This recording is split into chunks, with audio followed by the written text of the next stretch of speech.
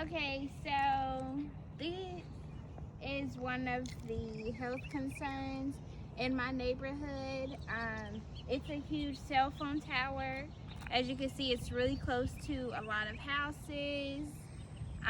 It's one of these houses is the one that I live in. It is very close to us. I've read online that it can emit a lot of radiation.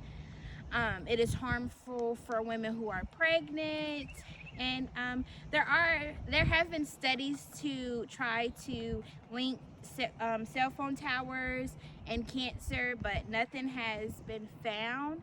But the amount of radiation that it gives off, along with all the things that normal people have in their homes, such as cell phones, televisions, cable boxes, so there's already enough radiation in your house just as it is, and having this close by is also very harmful. My neighborhood is still developing. When I first moved in, this whole area was just nothing but trees. As you can see, there are plenty of houses, so that has taken away from our oxygen. All right, so almost all of the houses in my neighborhood have about 2 to 3 cars in them. And it's just really not good, because if you think about it, if all these cars were running at the same time, they would be released. Their cars run off of gasoline and diesel, which is being released into the air as carbon dioxide, which is a fossil fuel, and it's just not healthy for the environment. We have a lot of kids, we have elderly, we have a nice mix of people, age groups that are living in my neighborhood, and it's really hard for people to breathe as it is, especially those who have asthma. My niece, she has asthma, and it's hard for her to breathe out at times when she's playing outside with her friends.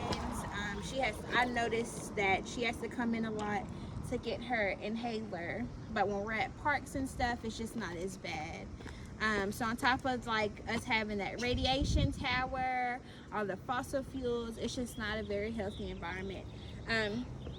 I remember we watched a video for one of our classes, for one of our projects, about the Canadian cyclists. Most of the people in that community, they rode bikes to and from everywhere they needed to go, and it would just be very beneficial if my neighborhood could do the same.